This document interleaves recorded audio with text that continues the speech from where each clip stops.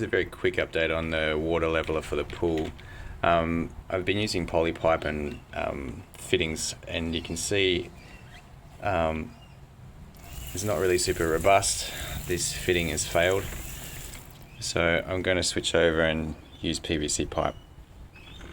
Okay, so a couple of things about putting this together. I'm putting it together in parts. I'm trying to make it so that those parts, when they come together, I'm not going to get stuck at the end where something isn't going to fit.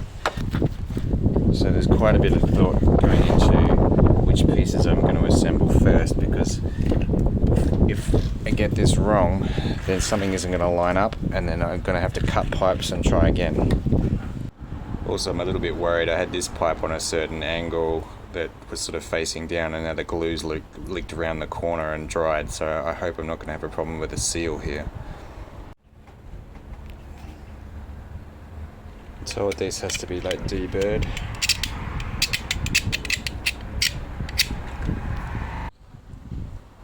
What I've looked up says you've got to make sure everything is really nice and clean.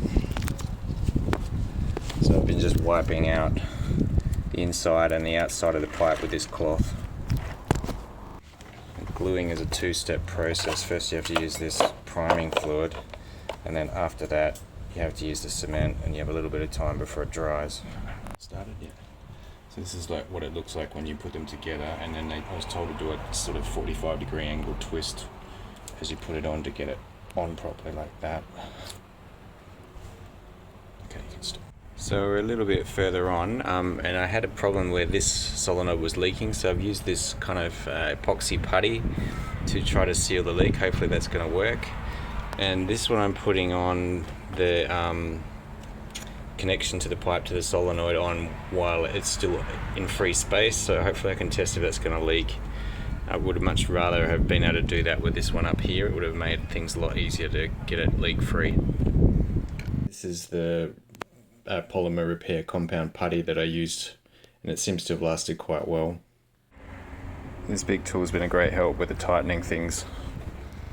Here we have the finished work.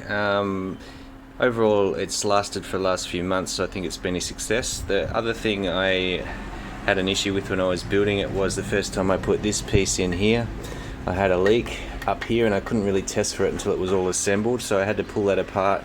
I built this piece here with a stopper on the end, and then screwed that on to make sure that we had a...